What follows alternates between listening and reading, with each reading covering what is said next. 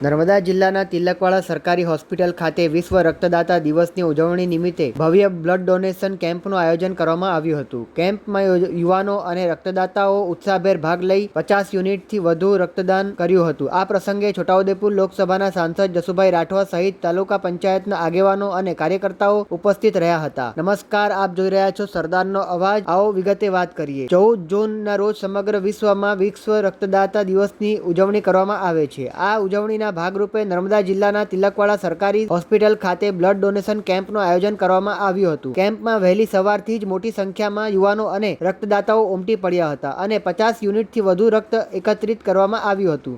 આ પ્રસંગે છોટાઉદેપુર લોકસભાના સાંસદ જસુભાઈ રાઠવા, તાલુકા પંચાયત પ્રમુખ મમતાબહેન તેમજ અન્ય આગેવાનો અને કાર્યકર્તાઓ સરકારી હોસ્પિટલની મુલાકાતે પહોંચ્યા હતા। તેમણે બ્લડ ડોનેશન કેમ્પની મુલાકાત લઈ રક્તદાતાઓએ પ્રોત્સાહિત કર્યા હતા તેમજ રક્તદાન બદલ શુભકામનાઓ પાઠવી હતી। સાંસદ જસુભાઈ રાઠવાએ જણાવ્યું હતું કે રક્તદાન એ મહાદાન છે અને આપત્તિ કે સારવાર દરમિયાન જરૂરિયાતમંદ દર્દીઓ માટે રક્ત જીવનદાતા સાબિત થાય છે। સમાજના વધુમાં વધુ લોકો રક્તદાન માટે આગળ આવે તે સમયની માંગ છે। આધુનિક સમયમાં વિવિધ પ્રકારની બીમારીઓ અને અકસ્માતોના બનાવોમાં દર્દીઓને રક્તદાનની જરૂરત ઊભી થાય હોય છે। આ સંજોગોમાં બ્લડ ડોનેશન કેમ્પનો દર્દીઓ માટે આશીર્વાદરૂપ બની રહે છે। દર વર્ષે વિશ્વ રક્તદાતા દિવસ નિમિત્તે આ કાર્યક્રમો દ્વારા લોકોમાં રક્તદાન અંગે જાગૃતિ લાવવાનો પ્રયાસ કરવામાં આવે છે। આ પ્રસંગે હોસ્પિટલ પરિસરમાં સ્વચ્છતા અભિયાનનું પણ આયોજન કરવામાં આવ્યું હતું। હોસ્પિટલ સ્ટાફ, આગેવાનો અને કાર્યકર્તાઓએ સ્વચ્છતા કામગીરીમાં ભાગ લઈ સ્વચ્છતા અંગેનો સંદેશો આપ્યો હતો। આવો સાંભળીએ જસુભાઈ રાઠવા શું કહે છે।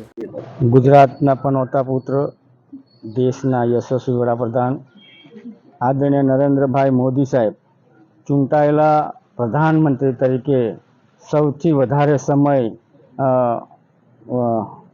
પ્રધાનમંત્રી તરીકે સેવા આપી અને એમણે પ્રધાનમંત્રી તરીકેના 12 વર્ષ પણ સેવાકાળના થયા છે।